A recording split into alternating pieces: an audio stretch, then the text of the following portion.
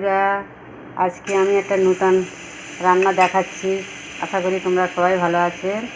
তো প্রথম আমি মাখন দিয়েছি, তারপরে গোলমরিচ, তারপরে দুটো দারচিনি, তারপরে একটু আদা বাটা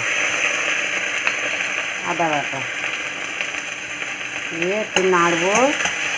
নেড়ে তারপরে বন্ধুরা আমি এখানে চিকেন আছে, আমি চিকেনটা দিয়ে দিলাম।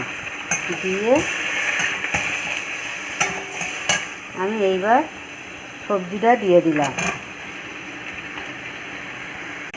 বন্ধুরা আমি এবার লাস্টে পেঁয়াজের খোলাগুলো 4-5টা পেঁয়াজ আমি খোলা করে দিলাম। বন্ধুরা আমি জল দিচ্ছি, অল্প পরিমাণে জল দিলাম, দিয়ে আমি একটু ঢাকা দিয়ে দিলাম। বন্ধুরা আমার চিকেন স্টু হয়ে গেছে। আপনারা বাড়িতে ভালো করে বানিয়ে খেয়ে আমাকে কমেন্ট করবেন কেমন খেতে হয়েছে।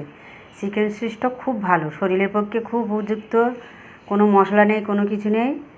তো এখানে আমার রান্না শেষ। আগামীকাল আবার নতুন রান্না দেখাবো।